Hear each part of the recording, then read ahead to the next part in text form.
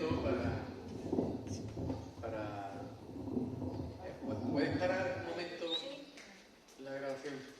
Sí. Oye, estaba antes escuchando unas reuniones y van a sus cositas y los hombres tenemos poca cosa, ¿verdad? David, tenemos que organizarnos, tenemos que irnos, yo que sé, aunque sea casino o algo, ¿no? Sin dinero, pero al casino. No, podemos organizar algo para los hombres, ¿qué os parece? Una merienda, un desayuno, algo que podamos estar juntos, ¿qué os parece? ¿Os parece que podemos quedar un día? ¿Sí? José Antonio, tú te vas a encargar de organizarlo, ¿qué te parece? ¿Te tocó? No, además a ti te gustan las cosas, ¿no? Nos vamos a reunir un día y donde podamos pasarlo bien. ¿Qué te parece, Yura? ¿Bien? ¿Cómo van esos dolores de cabeza? Muy bien, muy bien. Bueno, pues vamos a seguir con la palabra. Llevamos pues algunos meses trabajando en la línea que sigue la salvación nuestra a través de toda la Biblia, desde el principio hasta el fin de la Biblia. Ya vamos por el libro de Éxodo, lo estamos terminando y voy a dar a refrescar un poquito la memoria. Aprendimos al principio que vemos nuestra salvación desde el principio, desde la creación del mundo. Cuando Dios dice que el Espíritu de Dios se movía y empezó a poner orden en el mundo, vemos cómo podemos verlo reflejado nosotros ahí. Y como cuando Dios hace una nueva creación en nuestra vida, Él empieza a poner orden en nuestras vidas. Como el Espíritu, en el principio de la creación, Él puso orden y empezó a poner cada cosa en su sitio. Cuando tú te conviertes, cuando tú aceptas al Señor, Dios empieza a organizar tu vida para un propósito maravilloso. Para un propósito maravilloso que en definitiva es para la gloria de Dios. Después vimos que en Génesis capítulo 3 Dios da el mensaje de salvación, es la primera vez que habla de que la simiente de la mujer, o sea Jesucristo, pisaría la cabeza de la serpiente y aunque sufriría la mordedura de la serpiente, y habla de nuestra salvación. Después, un poquito más adelante, ya vimos cómo Dios, el pueblo de Israel está en Egipto y en esa nación de Egipto que simboliza al poder de maldad, a la esclavitud, está durante 400 años esclavo ahí, el pueblo sin esperanza, y en el momento en que ya el pueblo no tiene esperanza, Dios se acuerda de su pueblo. No quiere decir que se haya olvidado, es una manera de hablar, porque Dios, la Biblia a veces nos habla para que nosotros entendamos. Dios no se olvida, pero Dios toma ese momento preciso de la historia y empieza a liberar a su pueblo. Y usa un hombre que se llamaba Moisés, y aprendimos que Moisés en egipcio significa hijo. Los faraones egipcios terminaban casi todo en Mosés, como Tutmoses, hijo de Tut, Ramsés o Ramoses, que significa hijo de Ra, y Mosés significa hijo. Y es lo más natural que la hija del faraón le pusiera un nombre egipcio a Moisés y le puso hijo. Y Dios envió a un hijo a liberar a su pueblo. Dice Esteban, cuando iban a matarlo, que Moisés, explicando toda la historia, que Moisés pensaba que Dios lo había elegido para liberar a su pueblo. Y es verdad, pero él lo pensó de una manera incorrecta. Él se llevó 40 años en Egipto preparándose como un soldado, como hijo, como un príncipe allí en Egipto, y él decía: yo soy un soldado, durante 40 años he estado preparándome, ahora estoy listo para que Dios me use. Pero Dios no quería usar a Moisés con sus fuerzas. Así que cuando Moisés dice, el hijo, dice yo soy, Dios no lo usa.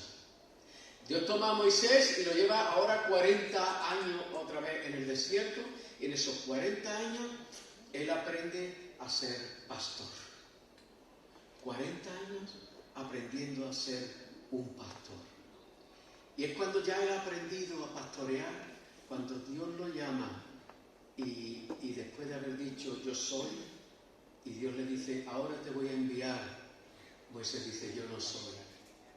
Te has equivocado, Señor. Pero él era. Y cuando Dios envía a Moisés, al hijo, a Moses, a Egipto a liberar a su pueblo,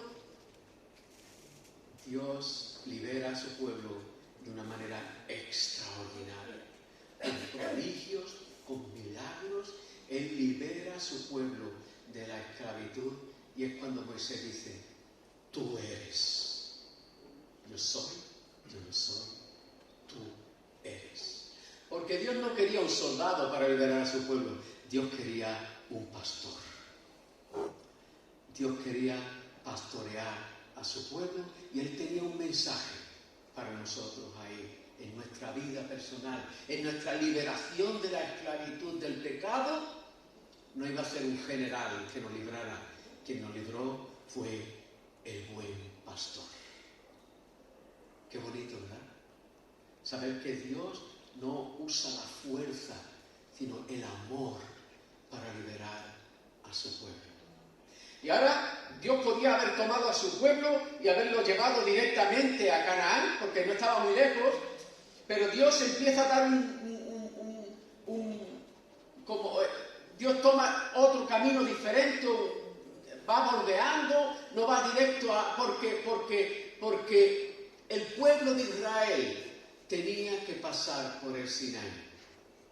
Y el Sinaí es un lugar importante, porque en el Sinaí Dios le habla a Moisés desde la lejanía, porque Dios no podía estar cercano, porque el pecado invalidaba, impedía que Moisés pudiera tener comunión con Dios, o cualquier hombre pudiera tener comunión con Dios, o incluso pudiera mirarle o acercarse a Él. Y tuvo que descalzarse de su calzado, porque todo lo que había en él era inmundo y no podía acercarse a Dios. Y es ahí en el Sinaí donde Dios le habla desde la lejanía, desde lo alto del monte, desde arriba. Y ahora el pueblo tiene que ir de nuevo allí al Sinaí a recibir la ley. Y la ley le estaba hablando al pueblo, le habla al pueblo de cuál es el nivel,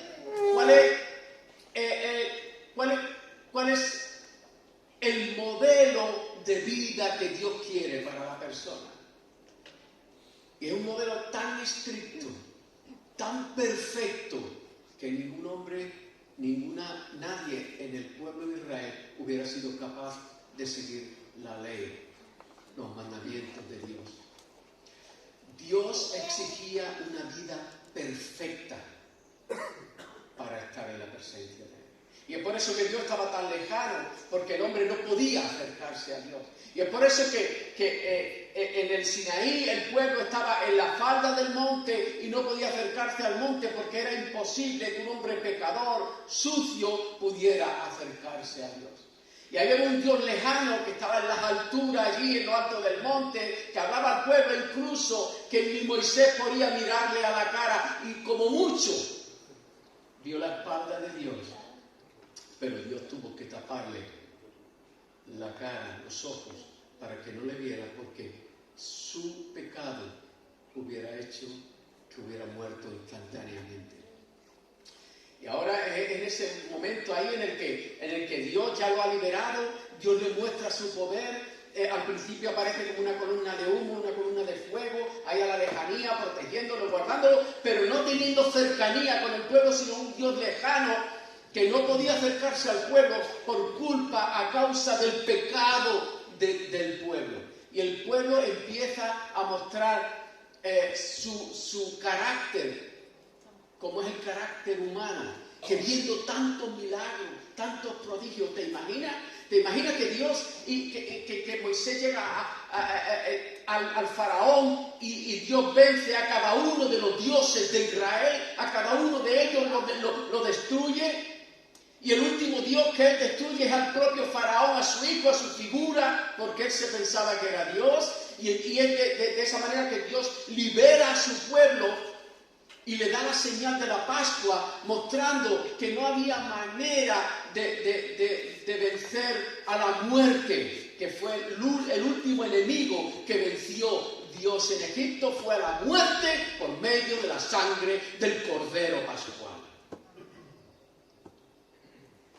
¿Sabéis que Jesús nos liberó del pecado? Y el último enemigo que él venció, ¿cuál fue? La muerte. Él venció a la muerte. Así que si miramos el Antiguo Testamento, no es algo que pasó, que fue para esas personas, es algo actual, algo que nos habla de nuestra vida, de cómo somos, de cómo andamos y el propósito que Dios tiene para tu vida. Déjame que te diga algo.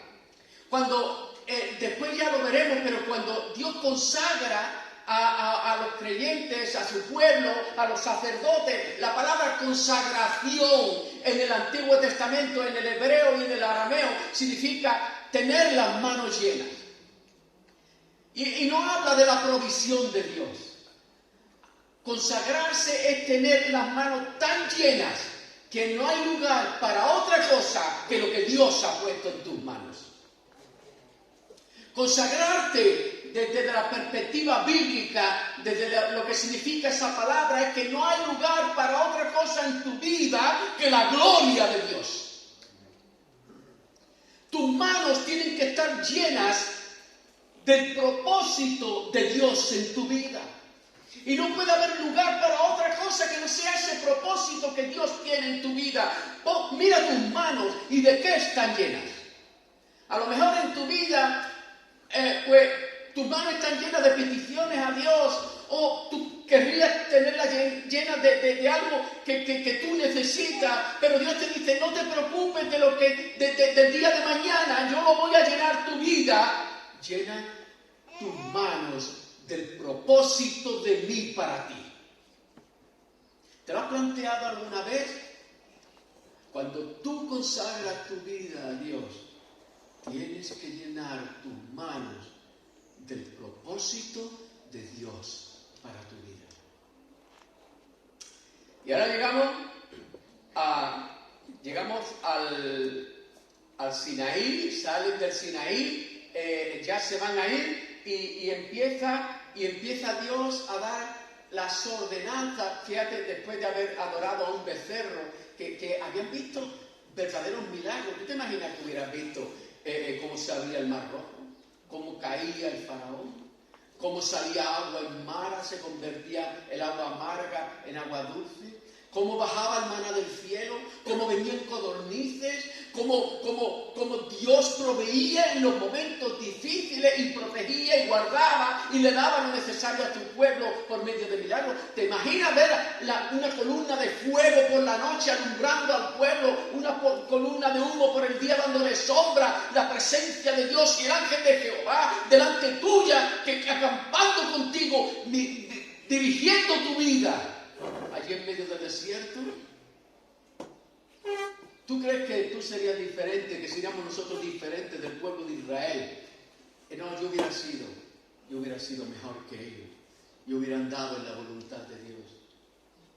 Pero no somos muy diferentes de ellos, porque Dios obra milagros en nuestra vida constantemente y no somos conscientes de lo que Dios hace.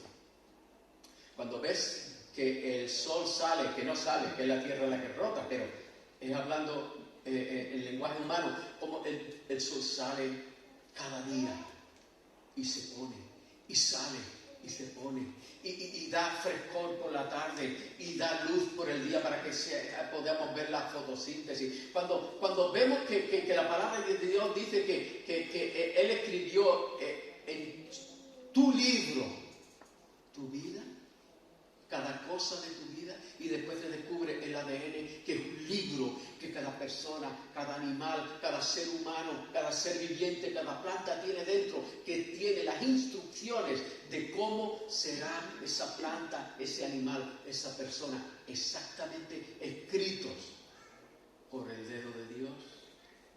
Y vemos esos milagros y estamos preocupándonos por cosas que no son Dios. El mensaje de esta mañana es: llena tus manos de las cosas de Dios. Conságrate.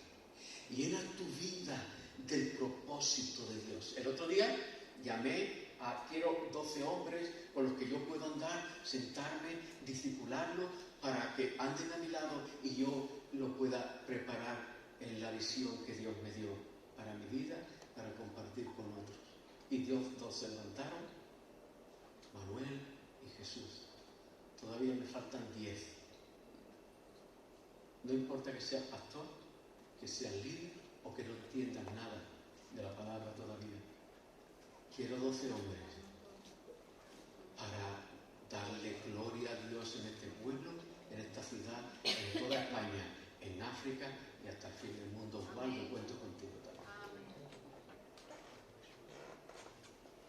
Porque todo lo que no sea llenar las manos del propósito de Dios es entrar en ansiedad, en depresión, en preocupaciones. ¿Por qué? ¿De qué están llenas tus manos? En eso vas a centrar tu vida. Evidentemente lo más grande para nosotros es Dios. Lo segundo es la familia, la esposa, los hijos. Ese es uno de los propósitos de Dios que tienen que estar en tus manos. Cuidar, bendecir a tu familia y ser de testimonio. Y ahora llegamos a un momento clave en el que Dios se para allí en el monte,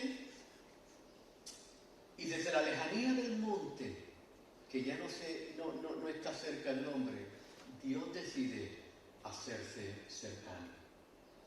Dios decide dejar el monte, bajar al monte y estar y vivir en medio de su pueblo. Dios decide ser del Elohim lejanos al Emmanuel cercanos. Y Dios se hace Emmanuel en medio de su pueblo. Dios dice: yo quiero habitar entre vosotros. Yo quiero estar entre vosotros. ¿Crees que la historia del Antiguo Testamento es tan diferente de la historia del Nuevo? ¿Crees que el Dios del Antiguo Testamento es muy diferente del Dios del Nuevo Testamento? Es el mismo. Es un Dios lejano que quiere hacerse cercano. Es un Dios que vive lejos de su pueblo y quiere vivir en medio de su pueblo. Y es por eso que Él pone su tabernáculo en medio de su pueblo. Y Él diseña un tabernáculo que no está bajo el diseño del hombre, sino bajo el diseño de Dios. Cada parte del tabernáculo, cada cortina, cada cubierta, cada columna, cada utensilio, cada herramienta, cada cosa que hay en el tabernáculo está diseñada por Dios, y hay un mensaje para ti y para mí. Voy a intentar empezar a hablar del tabernáculo. Creo que no voy a tardar más de 3 horas en compartirlo. Es broma. En 3 cultos diferentes, claro. Entonces vamos a tener como 7 cultos en los que voy a hablar del tabernáculo, porque creo que es importantísimo, porque habla de tu salvación, habla de tu Salvador, habla de tu iglesia, habla de tu responsabilidad. Y creo que es importante pararnos en el tabernáculo y ver qué enseñanza tiene Dios para nosotros. No sé si está siendo pesado para vosotros. ¿Es pesado o crees que es interesante? Es interesante, ¿verdad? El tabernáculo es un tipo de Cristo. Fíjate, te voy a decir algo. En Números capítulo 2, ya lo leéis ahí en casa. En Números capítulo 2, Dios le dice a Moisés cómo tenía que ser la organización del pueblo. Y la organización del pueblo era el tabernáculo en el centro, ¿sí? 3 tribus al norte, 3 tribus al sur, 3 tribus al este y 3 tribus al oeste. Y si subiéramos en un dron y lo pudiéramos tomar con una cámara y viéramos al pueblo de Israel andando por el desierto, ¿qué veríamos? ¿Qué veríamos? Veríamos una cruz. que se movía por el desierto y la gloria de Dios en medio de la cruz. ¿Está interesante o no? Y ya Dios apunta y te dice cuál es el propósito de Dios para tu vida. ¿Y qué quiere Dios? Y Dios te estaba preparando, había un mensaje ahí para cada uno de nosotros, como Dios ya había programado, que no fue por casualidad que Cristo murió en la cruz, no fue por casualidad que Cristo viniera de la tribu de Judá, porque sabéis, a la puerta del tabernáculo, a la entrada del tabernáculo estaba la tribu de Judá. Es por eso que podemos entender cuando Jesús dice, yo soy la puerta, porque Él venía de la tribu de Judá. Y esa postura, esa posición de la tribu de Judá, justo en la puerta del tabernáculo, al oriente, de donde sale el sol, de donde viene la luz, estaba la tribu de donde vendría el Mesías, el Hijo de Dios. Qué cosa tan maravillosa ver cómo Dios planifica todo y lo pone cada cosa en su lugar. Vamos a leer el Evangelio de Juan, capítulo 1. Dice, en el principio era el Verbo, y el Verbo estaba con Dios, y Dios era el Verbo. Este era el principio con Dios, todas las cosas por Él fueron hechas, y sin Él nada de lo que había hecho fue hecho. En Él estaba la vida, y la vida era la luz de los hombres. La luz resplandece en las tinieblas, y las tinieblas no prevalecieron contra ella. Hubo un hombre enviado de Dios, el cual se llamaba Juan. Este vino por testimonio, para que diese testimonio de la luz, a fin de que todos creyeran por Él. No era en la luz, sino para que diese testimonio de la luz. Aquella luz verdadera que alumbra a todo hombre venía a este mundo. En el mundo estaba, el mundo fue por él hecho, pero el mundo no lo conoció. A los suyos vino y los suyos no lo recibieron, mas a todos los que le recibieron, a los que creen en su nombre, les dio potestad de ser hechos hijos de Dios. El Verbo de Dios, Dios mismo, se hizo hombre y puso su tabernáculo sobre nosotros, dice la palabra de Dios. Jesús puso su tabernáculo sobre nosotros. Jesús es el tabernáculo de Dios. Jesús es ese modelo, esa realidad del modelo del desierto. En el desierto había un modelo que era el tabernáculo, que apuntaba a Jesús. Y apuntaba a nosotros también, porque el apóstol Pablo dice, y cuando este tabernáculo se deshiciere. La palabra de Dios habla que nosotros somos, ¿qué? Tabernáculo del Espíritu Santo. ¿Es verdad? ¿Dice eso? Quiere decir que el tabernáculo apunta a Jesús, pero apunta a tu vida también.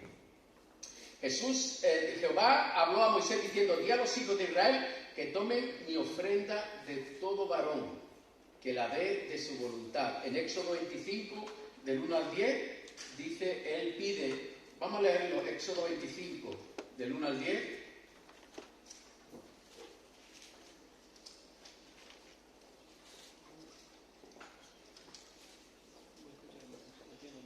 Jehová habló a Moisés diciendo, di a los hijos de Israel que tomen para mí ofrenda de todo varón, que la diere de su voluntad, de corazón. Dice que del diezmo. Dice que del diezmo. No, dice que la dé ¿cómo? De corazón. ¿Y cómo dice el apóstol Pablo que tiene que dar el creyente? Con alegría. Como propuso su corazón. Fíjate que el mismo mandato que da el pueblo de Israel es el que Dios le da a cada creyente, de dar la ofrenda desde el corazón. Tomaréis mi ofrenda. Esta es la ofrenda que tomaréis de ellos: oro, plata, cobre, azul, púrpura, carmesí, lino fino, pelo de cabra, pieles de carnero, teñidas de rojo, pieles de tejones, madera de acacia, aceite para el alumbrado, especies para el aceite de unción y para el incienso aromático, piedras de ónice, piedras de engaste para el efod y para el pectoral, y harás un santuario para mí, y habitaré, ¿dónde? En medio de ellos. Y ahora Dios cambia su situación, y de estar encima del monte, ahora viene abajo y habita en medio de ellos. Y dice la palabra de Dios, y el Verbo se hizo carne y habitó entre nosotros. ¿Qué cosa, verdad? Cómo el tabernáculo apunta a Jesucristo mismo, conforme a todo lo que yo te muestre, el diseño del tabernáculo y el diseño de todos sus utensilios, así lo haréis. Así que cada color, cada instrumento, cada material que está diseñando, que Dios da para diseñar el tabernáculo, apunta a Jesucristo y apunta a ti también. En primer lugar dice que había que dar la ofrenda de corazón. De corazón. ¿Y sabéis qué pasó?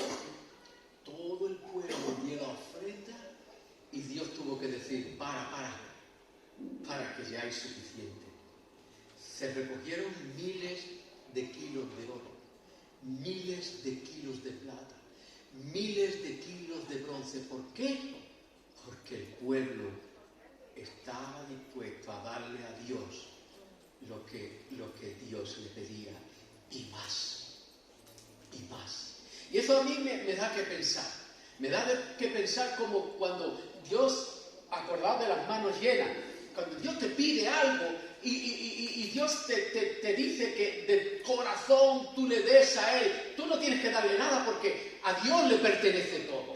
¿Creéis que nosotros queremos algo que no le pertenezca a Dios? Si fuera al fin del universo, al último lugar, con las alas de un ángel, a donde nadie puede ir, aún eso le pertenece a Dios. Todo le pertenece a Dios, pero Dios te lo ha dado a ti para que tú lo administres. Dios nos lo ha dado a nosotros para que lo administremos. Déjame que te diga algo en esta mañana. No estás aquí por casualidad. Estás aquí porque Dios quiere hablarte a tu corazón.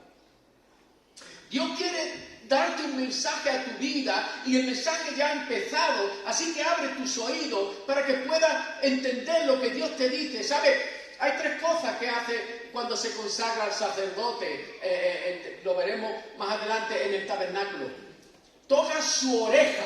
¿Y qué está diciendo? Que atento a lo que Dios tiene que decirte. Atento a la voz de Dios. Toca el pulgar de sus manos. ¿Y qué te está diciendo? Atento a lo que haces. Todo lo que haces, todo lo que hagas es para la gloria de Dios. Y tocaba el pulgar de sus pies, diciendo, como andes en tu vida, tiene que ser para la gloria de Dios. Lo que oigas, lo que hagas, lo que andes, tiene que ser todo para la gloria de Dios. Ya vamos aprendiendo del mensaje acerca del tabernáculo un poquito, ¿verdad? Pero también vemos de todo lo que en el tabernáculo, de los colores, de lo que Dios dice, que cómo diseña Él el tabernáculo. Creo que el tabernáculo es el mayor de los tipos de Cristo. Dios diseña el tabernáculo, apunta a Cristo y nos dice cómo es Cristo, cómo es Él. Y lo primero que nos dice es que el centro de la vida de Cristo era la cruz. La cruz era el centro de la vida de Cristo. El objetivo a donde apuntaba su vida era estar en la cruz y morir por las 3, 6, 9, 12 tribus de Israel, por todos los creyentes, dar su vida en rescate por cada uno de nosotros. La forma y la estructura del tabernáculo, hay un mensaje interesante, un mensaje potente para cada una de tu vida y para mi vida también. El tabernáculo era una estructura rectangular, bueno, más bien poliédrica, donde tenía un largo y el ancho era igual que el alto. Tenía como 15 metros de ancho, 15 de alto, y era tan alto como ancho. Las proporciones más o menos como de una sala, como una sala parecida a esta de aquí. Estaba construido de madera de acacia, que es una madera muy resistente, con cubiertas de oros unidas con espigas de plata y de latón. Fíjate que el candelabro tenía algo interesante. Tenía tres cosas tenía que tener el candelabro. Bueno, 4. Tenía la despabiladera donde estaba que eran almendras. Bueno, en verdad 3. Eran las almendras. Tenía brotes y tenía flores. Y está hablando yo te recuerda cuando Cristo dice, vosotros sois los qué, los brotes, los pámpanos, ¿verdad? Y después del pámpano sale una flor. ¿Sabéis que el fruto sale de la flor? Yo de eso sé mucho, porque ya tengo unos cuantos árboles frutales en mi jardín, y cada vez que sale una flor digo, ya tengo una manzana aquí. A veces ¿sabes qué pasa? Que a veces la flor se cae y no hay fruto, porque se ha caído la flor, porque no estaba suficientemente agarrada al árbol. Normalmente ocurre con los árboles más jóvenes, pero con otros árboles las flores que no reciben suficiente savia, caen y no dan fruto. Y el candelabro habla de la luz, que es Dios, de la luz que es Jesús, el Espíritu Santo en nuestra vida, pero también de la responsabilidad de alumbrar como brotes, como flores y como fruto. En la vida del creyente tiene que haber ese proceso de brotar, empezar a crecer, aparece la flor en nuestra vida, vamos apareciendo esa flor, pero no puedes caerte, tienes que seguir y dar un fruto importante. ¿Y el fruto para qué es? ¿Quién se come el fruto? ¿La propia fruta o se lo comen otros? Para que otros coman de ti, para que otros se alimenten de ti, para que tú puedas compartir el fruto de tu vida con otros. Puedes dejar que el enemigo actúe en tu vida y estés ahí, que está el brote, empieza a aparecer la flor, y cuando ya parece que eres una flor, cae la flor y deja de dar fruto y nadie se alimenta de ti. Dios no quiere eso. Dios quiere tus manos llenas de la responsabilidad, llenas de los dones, llenas de servicio, llenas de servicio a Dios. No dejes que el enemigo te quite del árbol. No dejes que el enemigo te quite el gozo. No dejes que el enemigo te pare de dar fruto. No dejes que las circunstancias, que la vida te paralicen. Llena tus manos de la responsabilidad de servir a Dios, de esos dones, de esas capacidades, de lo que Dios te ha provisto en tu vida para ponerlo al servicio del reino. Y olvídate de los demás, porque cuando haces eso, Dios te dará lo que tú necesitas. Así que tenemos un material que era muy resistente, un oro, unidas con espigas de plata, de latón, estaba cubierto con 3 capas de pieles, y interiormente tenía cortinas que tenían figuras simbólicas bordadas. Todo ello era precioso, era hermoso y de un gran significado espiritual. En el exterior estaba cubierto por pieles. Mira, una de las pieles dice que es piel de tejón, teñidas ¿de qué color? ¿Y a qué apunta eso? ¿A qué apunta? ¿A qué apuntan las pieles de animales? ¿A qué apuntan? A la naturaleza humana terrena de Jesús. Había una parte divina que era el oro, que habla de la naturaleza divina de aquel que simboliza el tabernáculo. Era su naturaleza divina, estaba el oro, la realeza, lo celestial. Pero también estaba la parte humana que iba a cubrir a Jesús, que eran las pieles de cordero teñida de rojo.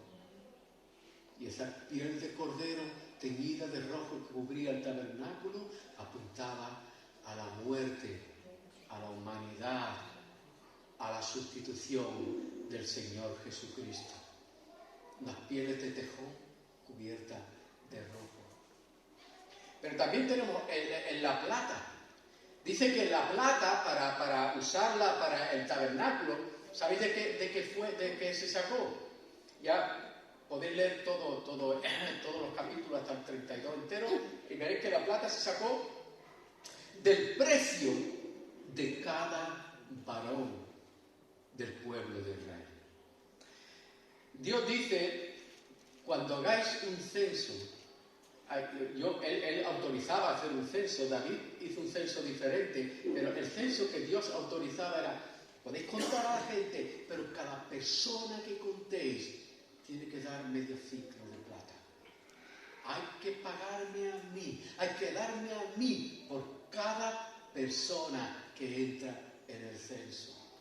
Así que la plata simbolizaba o hablaba, porque se pagó con ese dinero del censo, hablaba del precio de la vida de cada varón de Israel. Y era el fundamento, la base del tabernáculo, la parte de abajo eran de plata, donde estaban las columnas, y esa base de plata estaba fundamentada en el precio de la vida de todo los israelitas. Y en verdad, el fundamento del tabernáculo de Jesús mismo, el fundamento por el cual Él vino aquí, fue para pagar el precio de tu vida, de mi vida. Él pagó el precio de toda la vida de cada uno de los creyentes.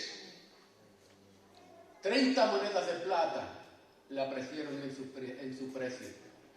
Su vida fue lo que Él dio y el precio que Dios apreció para pagar tu vida también.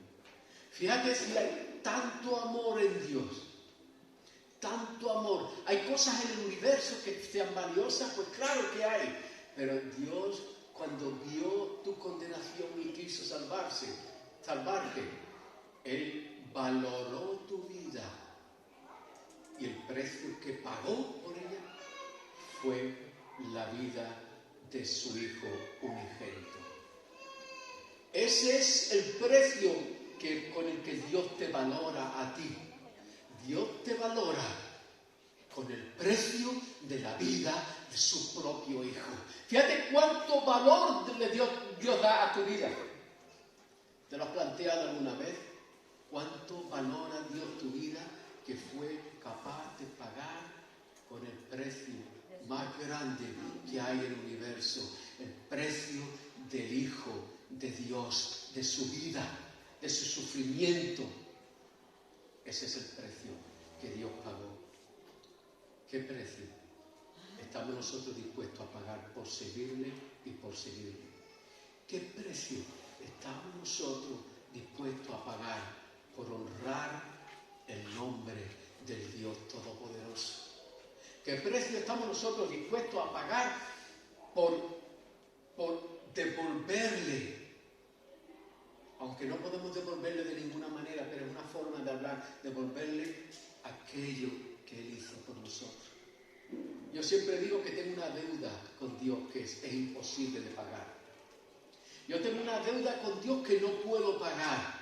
Y es por eso que yo, desde el principio, cuando me convertí, y no soy mejor que ustedes, le entregué mi vida a Jesús. Y le dije, Señor, mi vida es tuya. Mis manos están llenas de lo que tú quieras. Haz con mi vida lo que tú quieras.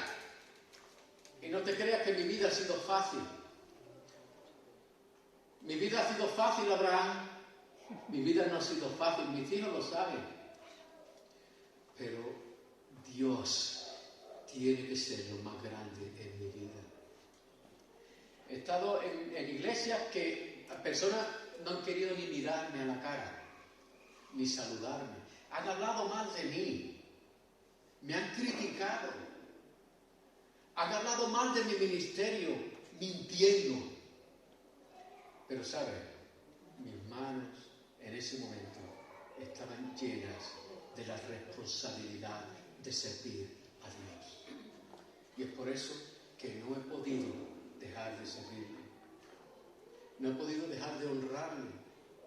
Porque ¿cómo voy a dejar de servir y honrar a aquel que dio su vida por mí y no escatimó ni un segundo de su vida para que yo pudiera tener vida eterna. Mi vida no vale nada para mí, aunque es muy valiosa para Dios. No voy a seguir mucho, porque ya entraremos en el tema del tabernáculo. Quiero dejaros con un poquito de sabor de boca. Entraremos en el tema de los colores, en el tema de los materiales, en el tema de la organización del tabernáculo. No voy a seguir mucho porque tenía el ordenador ahí, pero el David tiene la culpa. No me lo había preparado. Mira que no se lo dije, pero él tenía que haber pensado que yo te lo iba a decir. Es broma. Pero el próximo día haremos una presentación para que podáis entender bien el tabernáculo y podáis entender bien dónde estamos nosotros ahí. Os voy a dar un adelanto. ¿Sabéis? Al entrar por la puerta del atrio, por cierto, dice el salmista, mejor es un día en tus atrios, ¿verdad?, que mil fuera de ellos. Y está hablando de ese lugar donde está cerca de Dios. Mejor es un día cerca de Dios que mil fuera de la presencia o alejado de la voluntad de Dios. Bueno, pues al entrar había un altar, el altar de bronce, donde se hacían los sacrificios, que ya hablaremos de él, pero había un lavacro. ¿Sabéis lo que es un lavacro? Es como una palangana. ¿Se dice palangana en nuestro país? Sí. Palangana, ¿no? Palangana en esa época. ¿A qué época se dice palangana? Bueno, se decía, ahora se dice fuente. Pero ¿Cómo? Que antes se decía palangana y ahora se habla fuente. Para mí, como yo estoy de la isla, una fuente es algo que sale de algo así. Y una palangana... sí, totalmente. Vale, una palangana o una fuente. Se llenaba de agua y todos tenían que limpiarse antes de entrar a sacrificar, a ofrecer los sacrificios. ¿Sabéis de qué estaba hecha la fuente? ¿Sabéis de qué estaba hecha? Que era de bronce. ¿Sabéis de qué? ¿Pero de qué? ¿De dónde vino ese bronce? Ese bronce vino de los espejos de las mujeres. Dice la palabra de Dios que las mujeres ofrendaron los espejos para que pudiera hacerse la fuente. Y hay un doble mensaje interesante y precioso. Primero, ¿creéis que un espejo es importante para las mujeres? Yes. Bueno, mi mujer entra en el ascensor, lo primero que hace es mirar a ver si hay espejo en el ascensor y ponerse. Para las mujeres es importante. Mi nieta, el mejor regalo que yo le he hecho es un espejito que le regalo. Es importante, porque las mujeres son coquetas, les gusta arreglarse, para ellas es importante, pero estuvieron dispuestas a ofrendar aquello, a quedarse sin espejos para que Dios fuera glorificado. Pero en segundo lugar nos habla de la función de la fuente, que no era solamente lavarse, sino verte como eres para ir limpiando tu vida cada día. ¿Os parece interesante? ¿O creéis que es por casualidad que se hicieron por los espejos de las mujeres? Yo no sé si aquí, en esta mañana, habemos entendido un poco del mensaje que os he dado. El tabernáculo es símbolo de Cristo. Aquel Hijo de Dios que se hizo Hijo del Hombre también y que habitó entre nosotros para estar con nosotros. Aquel que se llama Emmanuel, que nació en la fiesta de los tabernáculos. Por eso no había lugar en el mesón, porque la ciudad estaba llena. Él no nació en Navidad, nació aquel día, el día de la fiesta de los tabernáculos. Él puso su tabernáculo entre nosotros para tener cercanía con nosotros.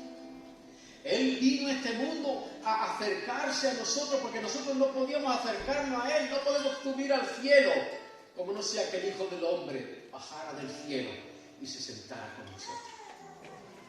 Y el Hijo del Hombre vino y se sentó con nosotros y compartió con nosotros y nos habló cara a cara, como dice Moisés, como aquel que habla con un amigo. Él habló con nosotros como habla con un amigo, cara a cara. Y Él quiere tener una relación contigo. Él quiere tener una relación contigo. En esta mañana me gustaría que te miraran las manos. Espiritualmente hablando, miraran de qué están llenas tus manos. ¿De qué? ¿Qué cosa hay en tus manos que impiden que tú tengas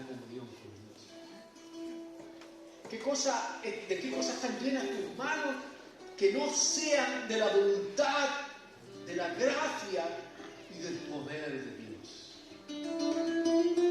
Consagra tu vida a Dios en esta mañana.